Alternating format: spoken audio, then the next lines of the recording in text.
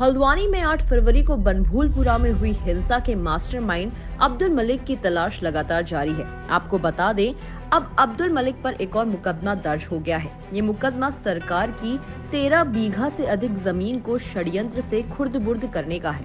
बता दें, इस मामले में साल 1988 में मृत व्यक्ति को जिंदा दिखाया गया और उसके नाम से एफिडेविट भी बनवाए गए। इस बारे में जानकारी देते हुए नगर आयुक्त पंकज उपाध्याय ने बताया कि अभिलेखों की जांच में कई नए तथ्य प्रकाश में आए हैं और सरकारी जमीन को खुर्द-बुर्द करने और षड्यंत्र रचने के मामले में अब्दुल मलिक के खिलाफ मुकदमा दर्ज किया गया है। उस पर स्थगन प्राप्त करने के लिए, हमारे नोटिस को समाप्त करने के लिए अन्य कई विषयों को करके एक रिट याचिका दायर करी थी। उसका काउंटर हमें लगाना है। उसका हम अध्ययन कर रहे थे। फाइलों को जब हमने देखा तो कुछ आश्चर्यजनक तथ्य हमारे फाइलों में प्रकाश में आए, जिसको शामिल करते हुए 21 फरवरी को एक पत्र हमारे सहायक नगर आयुक्त ने तैयार किया और आज उसको रिसीव कराया। 22 तारीख का रिसीव करा दिया थाने में। पॉइंट निरीक्षक थाना कोतवाली हल्द्वानी को उपलब्ध कराया है, जिसमें आरोप लगाया गया है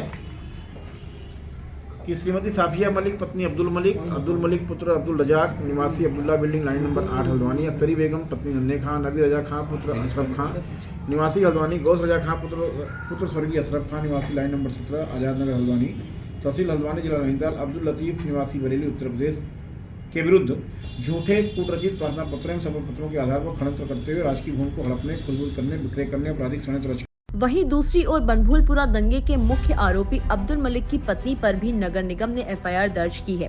इस बारे में जानकारी देते हुए नगर निगम के एसएनए गणेश भट्ट ने बताया कि अब्दुल मलिक की पत्नी साफिया मलिक और दूसरे कई लोगों के खिलाफ षड्यंत्र करते हुए राजकीय भूमि को हड़पने, खुर्द-बुर्द करने, बेचने और आपराधिक षड्यंत्र रचकर राजकीय विभागों और झूठे शपथ पत्रों के आधार पर न्यायालय को गुमराह करने के संबंध में एफआईआर दर्ज कर जांच शुरू कर दी गई है।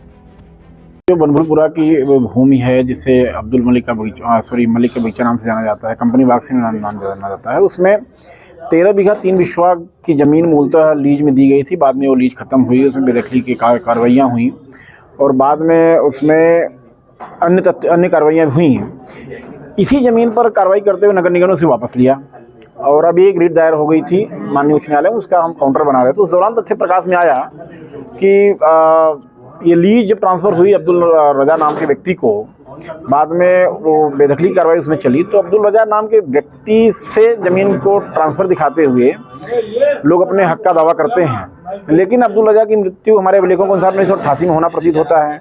लेकिन अब्दुल रजा नाम के व्यक्ति द्वारा ही 2007 में माननीय उच्च न्यायालय में एक रिट याचिका दायर करना हमारे संज्ञान में आता है। हमारे अभिलेखों में एप्लीकेशन दिखाई पड़ती है और फिर आगे चल करके उस ज़मीन पर एक तथाकथित हिब्बानामा के आधार पर अपने स्वामित्व की बात की जाती है। हिब्बानामा कोई प्रमाण नहीं है, केवल मौखिक हिब्बानामा की बात की जा रही है। इस प्रकार से मैंने देखा कि केवल मौखिक आधारों पर सरकारी ज़मीनों पर लोग अपने स्वामित्व का दावा कर रहे हैं, बेच रहे हैं, निर्माण कर रहे हैं, खुर्द-बुर्द कर रहे हैं। ये एक बड़ा गंभीर विषय था। हमारे अभिलेखों, हमारे ईओस की पुराने रिपोर्टें उसमें अंकित हैं, जिसमें ऐसे षड्यंत्रों का हवाला देते हुए कार्रवाई करने की बात की गई है। तो उन सभी तथ्यों को जो पेपर हमें मिले हैं, उनका संज्ञान लेते हुए, उनको संलग्न करते हुए हमारे सहायक नगर आयुक्त की ओर से प्रथम सूचना रिपोर्ट दर्ज कराई गई है। और मुझे लगता है कि इसमें कुछ लोगों ने षड्यंत्र के तहत मृत व्यक्तियों का नाम का उपयोग करते हुए विभिन्न कार्यालयों में, न्यायालयों में इन्होंने पैरवियाँ करी हैं, फर्जी कागज लगाए हैं और ये ऐसा करते हुए सरकारी ज़मीन को ग्रैब करने का प्रयास किया है। तो निश्चित तौर पर गंभीर विषय, प्रथम सूचना रिपोर्ट दर्ज करा दी गई है।